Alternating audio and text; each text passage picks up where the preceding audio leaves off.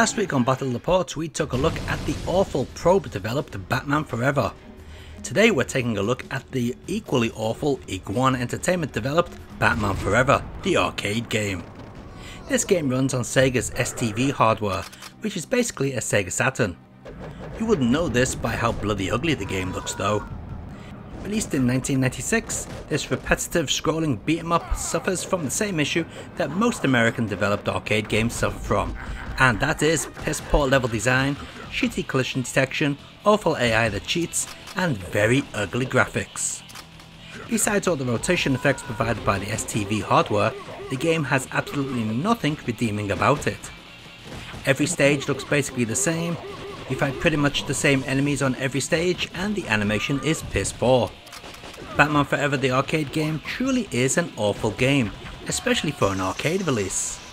Games like Final Fight that came out 7 years earlier are a million times more enjoyable than this garbage. Oh, and in case you haven't noticed, the sound emulation on this game is broken. Sorry.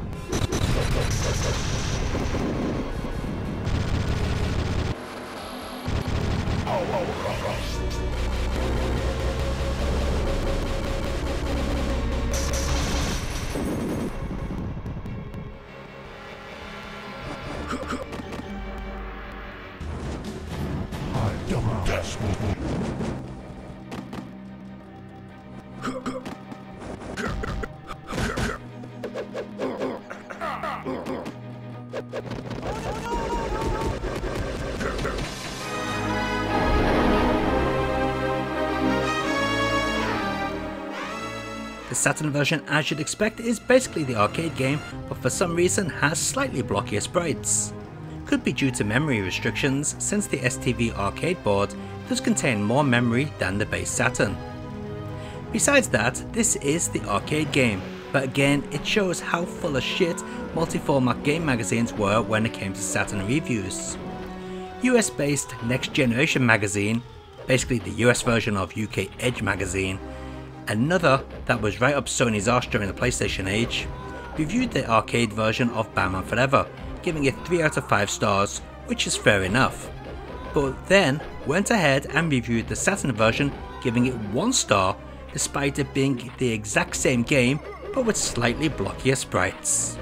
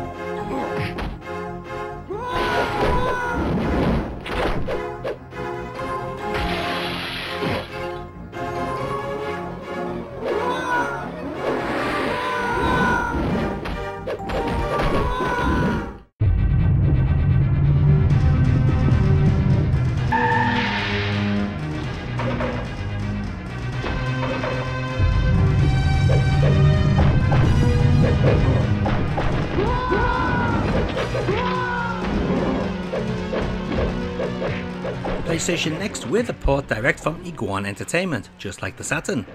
This port is missing some of the scaling effects found in the arcade original and Saturn version. An easy omission to notice is how the opening of stage 1 doesn't distort the background as the car drives in. The game also has much blockier sprites just like the Saturn, but also features less sprites on screen at any one time, and a reduction in background animation. I also noticed a bug where Batman would often get stuck in a grab animation even though he wasn't grabbing anyone. Very odd. Besides that, this is the same awful game.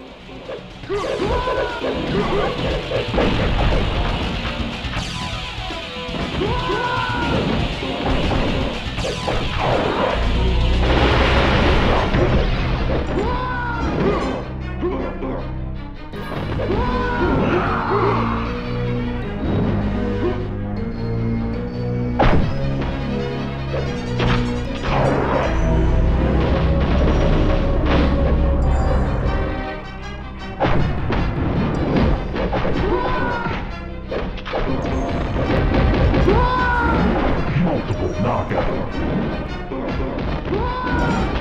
Multiple knockout.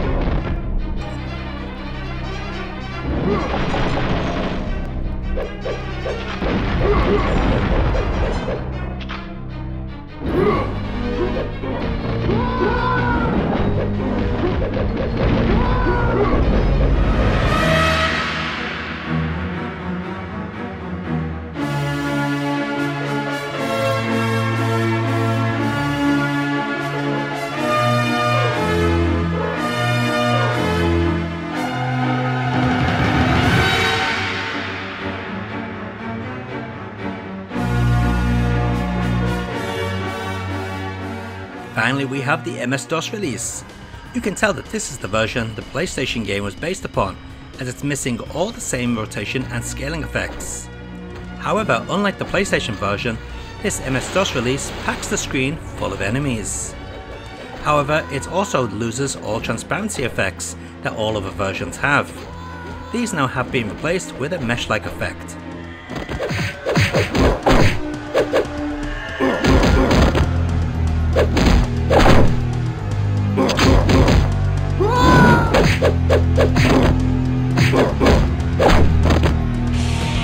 Riddle me this!